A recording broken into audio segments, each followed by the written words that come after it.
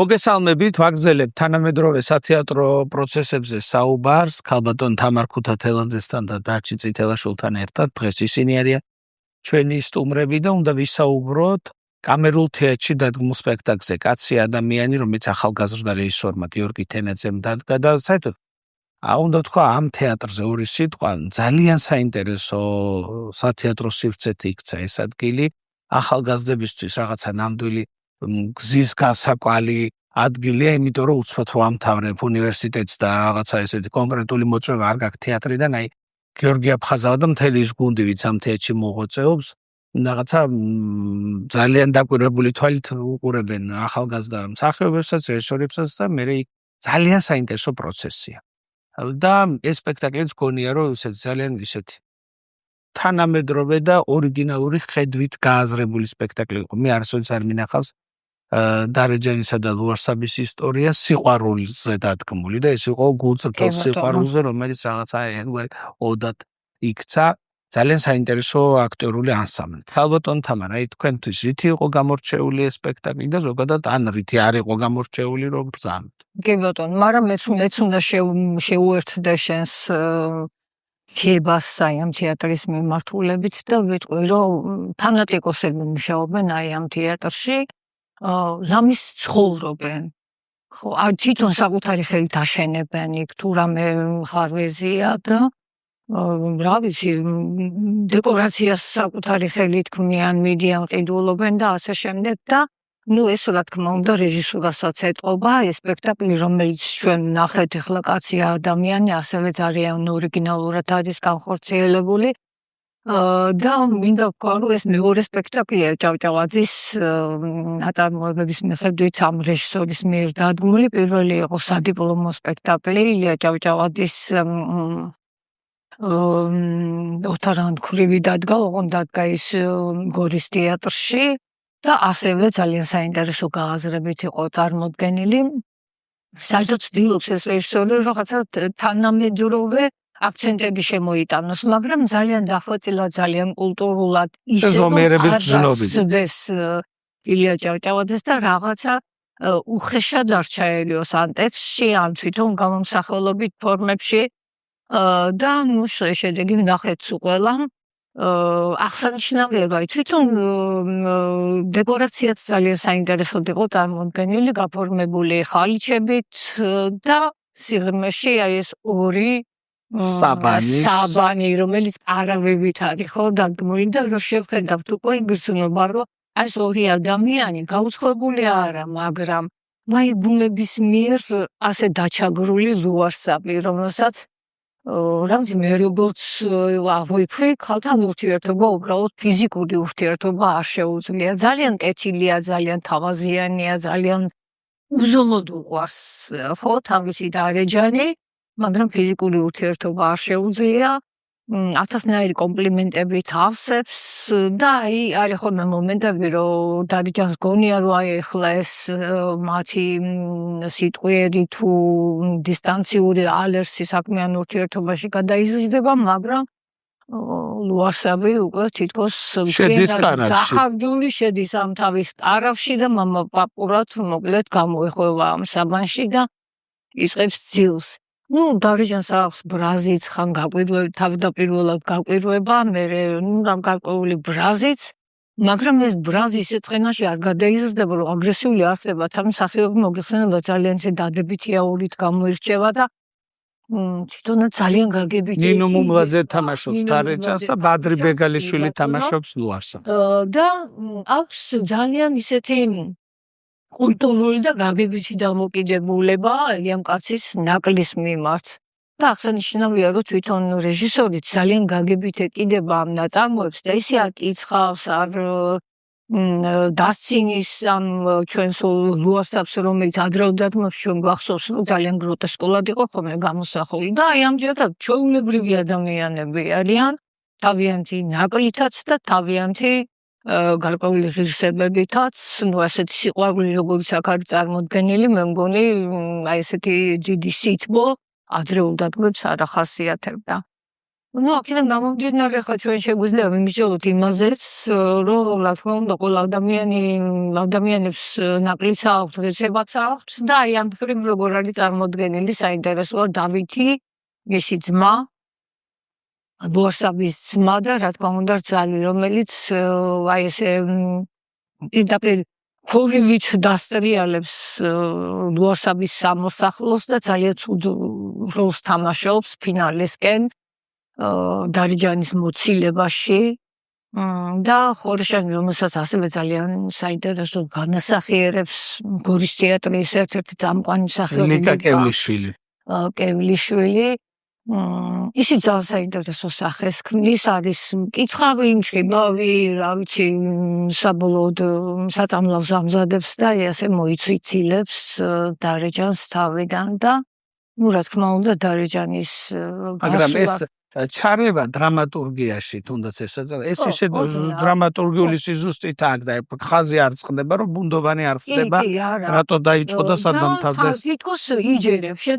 ჩემთვის მაგალითად ძალიან საინტერესო გადაწყვეტა იყო ეს ორძელის მიერ ესეთი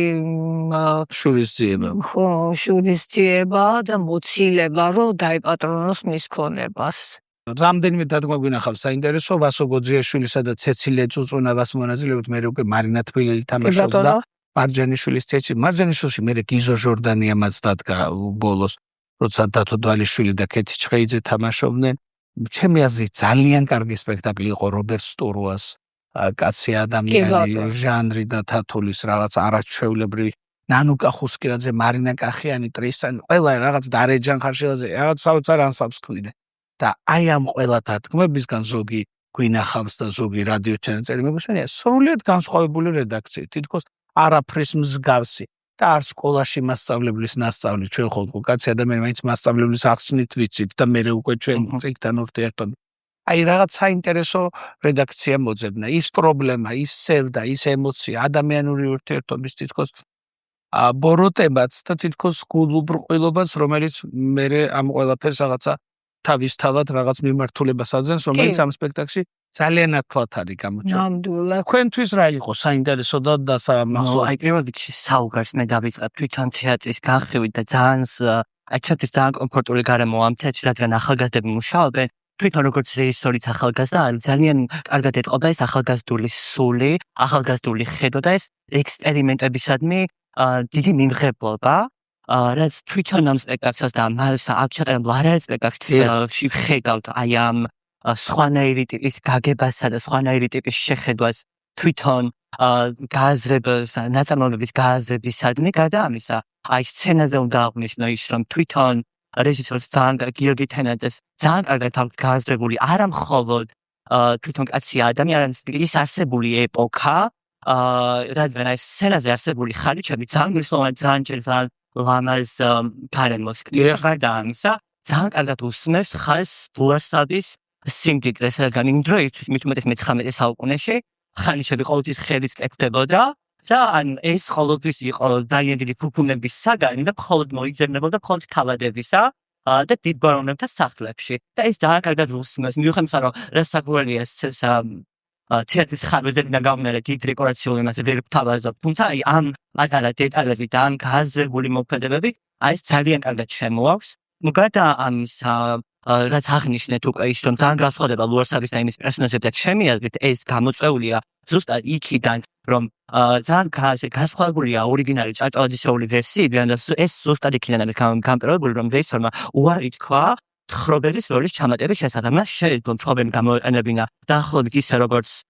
თუმანიშვილი იყენებს ამას ჩვენი პატარა ქალაქში და აი თხრობები აძლევდა იმის საშუალებას რომ არ გამოიხატა ეს სატირა რადგან თხრობლის მეშვეობით ჩვენ ყვებით იმ ისტორიას რომელიც შეიძლება სპექტაკლში არ გამოსცეს და ამით თითქოს მაყურებელს არ რჩება იმის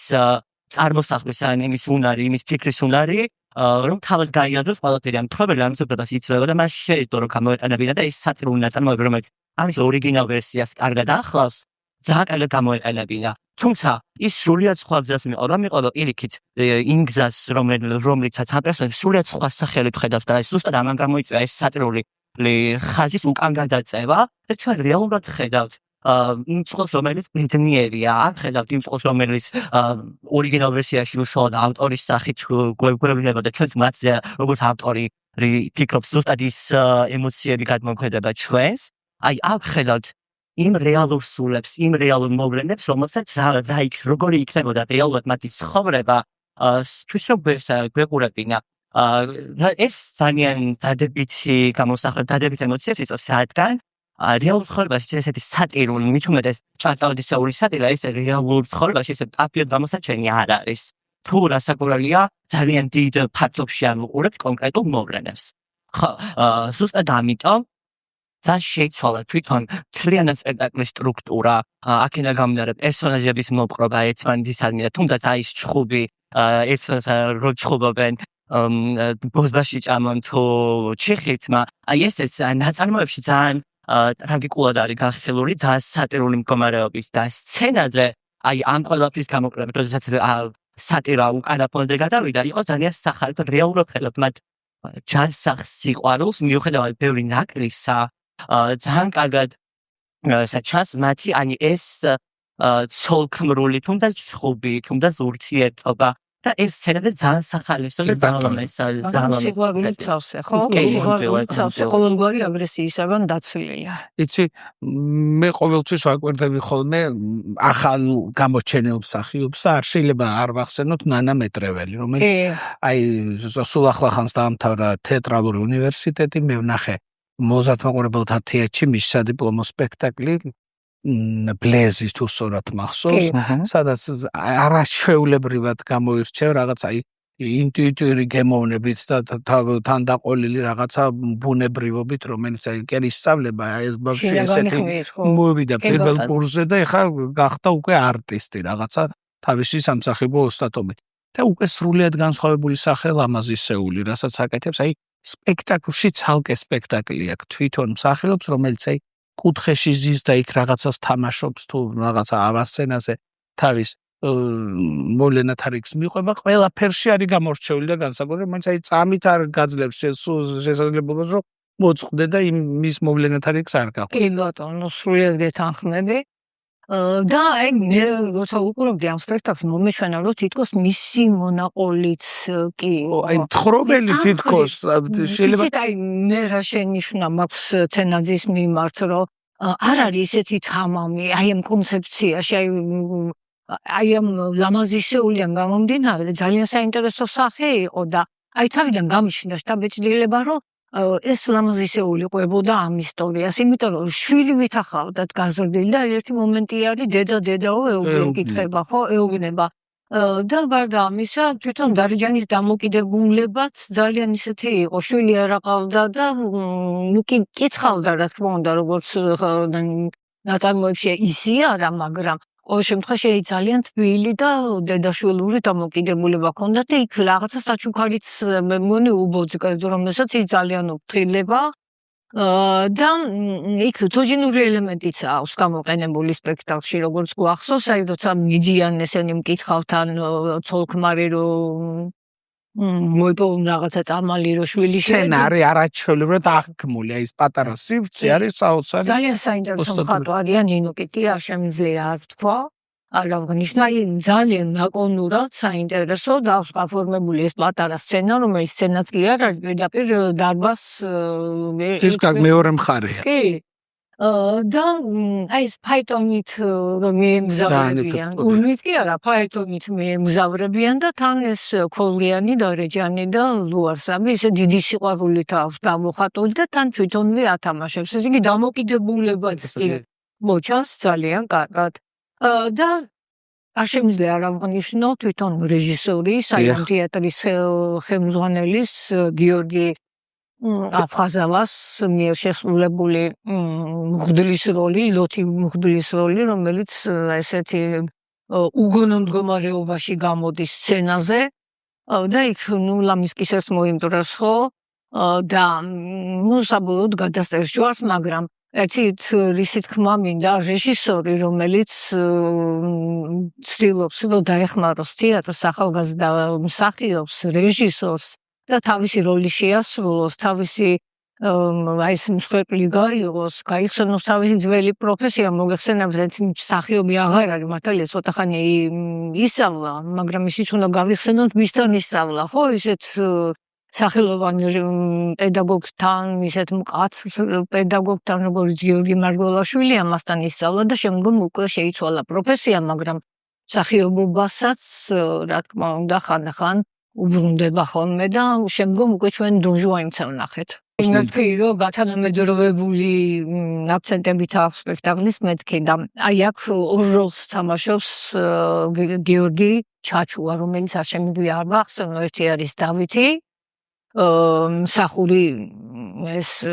ვირეშმაკა დავითი, რომელსაც ეხვეწება, რომ არა თქვაო, რომ ბატონყმა არ დაიჯეროო და თქვიო ყველგანო, რომ არაო, არ გადავარდნილაო და ფინალისკენ უკვე ინვესტორის როლში მოგვევლინება. აი ამ ხრივად გათანამედროვებულია, როგორ ყიდია აი ამ ლუარსაბის სამოსახლოს და ეს ინვესტორი, რომელიც ქურდობასაც არ შეუშინდება. ნუ ეს აქცენტები ბუნებრივია, საინტერესოდ არის ჩასმული, მაგრამ ვისურვებდი, რომ კიდევ უფრო თამამი იყოს ჩვენი ახალგაზრდა რეჟისორი, რომელსაც აშკარად გააჩნია უნარი, რომ საინტერესოდ ატმოსფერო შექმნას თავის ხელს. ჩვენი კლასიკა. მე დავამატებ ერთ ფრაზას, ანუ გარდა ამისა, რომ კი სითამამე რეალურად აკლია, თუმცა აი მინდა ძალიან კარგად აღნიშნო, რომ რეალურად ამხელა მძიმე ნაწარმოები, რომელიც ესეც სატირულად ძალიან მძიმე, ქართული ლიტერატურაში ძალიან მძიმე და ერთ-ერთი გამორჩეულია, სცენაზე ვიხილეთ, როგორც ძალიან გამარტივებული ზღაპარი. თუმცა აი სიზმრის მომენტები, როდესაც ლუარსაბი თავის მუცელს ესაუბრება და რეალურად აი ზუსტად აქ ჩანს ჩემი აზრით რეჟისორის ასეთი განათლება და მოხერხებულობა, რადგან დადგა ასეთი სრული და რეალურად ძალიან მძიმე სატირა ესეც ზღაპრულ იმ ანგლისურ ზღაპრულ გარემოში და მისცა ესეთი ზღაპრული ელფერი და ეს იმისთვის არ მნიშვნელოვანია ზუსტად რომ ჩემი ყველა ნებისმიერ პატარა ბავშვმა რომელიც ამ მოთხოვას გადის ვიხავებენ ამას იქ უფასთვისაც თეატრი უფრო მეტად შეუყვარდება რადგან ხო, სასკოლო ნაწარმოებია ფაქტიურად და არ არის დამძიმებული, დიდი მადლობა, დაუტოვოთ მაყურებელსაც სანახავი, გისურვებთ აუცილებლად რომ გირჩევთ უფრო სწორად რომ მიბრძანდეთ და ნახოთ ეს წარმოდგენა, საერთოდ იაროთ ამ თეატრში, იმიტომ რომ იქ რაღაცა ისეთი პროცესია, რომელიც აგაღელებთ და თქვენში ემოციას გამოიწვევს. დიდი მადლობა, საუკეთესო სურვილებით გემშვიდობებით. ნახვამდის. მადლობა.